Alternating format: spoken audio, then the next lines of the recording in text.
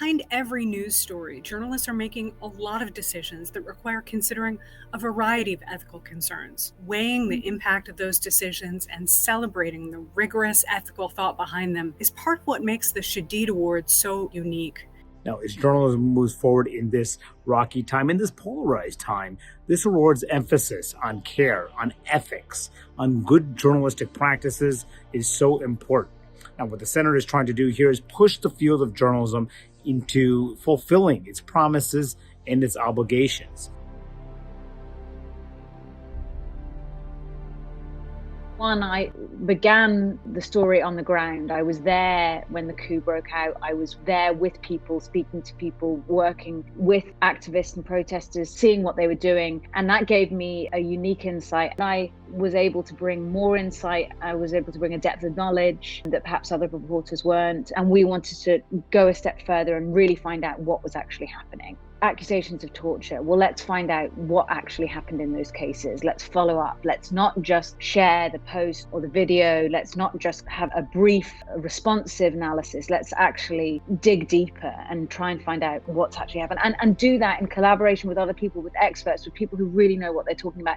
The people we were speaking to were all people that were looking to get their message out, people who wanted to speak to us. They fully understood what they were undertaking and that we weren't pressuring anyone, and that we took every precaution possible to make sure that we weren't exposing them. It's really important to know that this isn't new. This has been happening for a long time, but it's now happening across the board to almost everyone, to all these ordinary citizens, and no one's safe. And it's really opened the eyes of so many people who have been unaffected by violence and cruelty of the military. Hearing from these different voices and different people who have different lived experiences in Myanmar is vital to fully understand the situation there.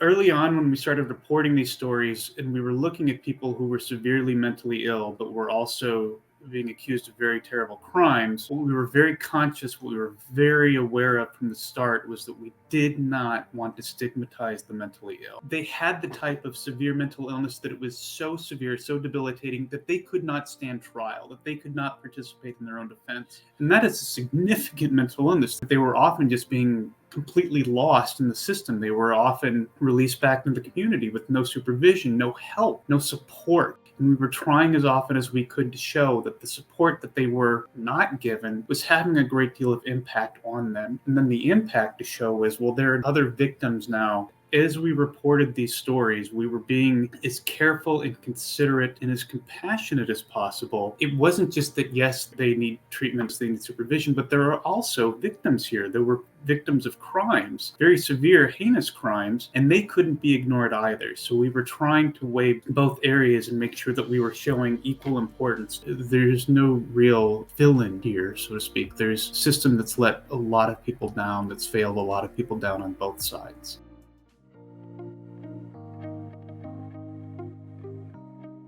One of the things about our system we often get focused on is the rates that people pay. And I think it's important to see what's going on at the very, very top of the wealth spectrum. But we focused on what we thought was new. That is, what the wealthiest people pay. In the process of reporting, I think it was very revealing about the structure of our society. I think this touched on a lot of areas. So on the one hand, we're dealing with something that a lot of Americans consider private, especially folks who are not public figures. We decided to stay focused on CEOs of large companies, people with massive fortunes. So we were very careful with that. We also took extraordinary measures to make sure that the information we had was not going to be accessible to anyone. Everything was very secured. We thought that was very important. Working with this information and publishing these stories has some level of personal risk.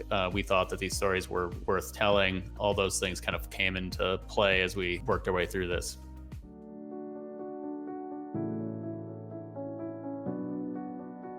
These stories show again and again that, especially for child sex trafficking, these are kids who are already vulnerable. We wrote about the way that the public misunderstands these stories and can make false stories go viral, harming real people in that process. There were really difficult challenges because I was doing things like riding along with the police overnight and watching them arrest people who may have been sex trafficking victims, and in some cases were definitely victims of sex trafficking.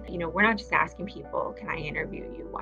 I'm spending time with them constantly, and they're dealing with so much going on in their lives. And so somebody's considering pulling out of a story, it's always up to them whether or not they want to be a part of the story because of the way that they've been victimized, especially. Every single sentence, that we put in a story like this, especially in a case where we're trying to protect someone's identity, has the potential to compromise them. Thinking about how do we make these stories about real people, real children, and how do we get people to feel like they get the chance to walk in that person's shoes without putting that person in harm's way by making them identifiable in the story. It's really difficult.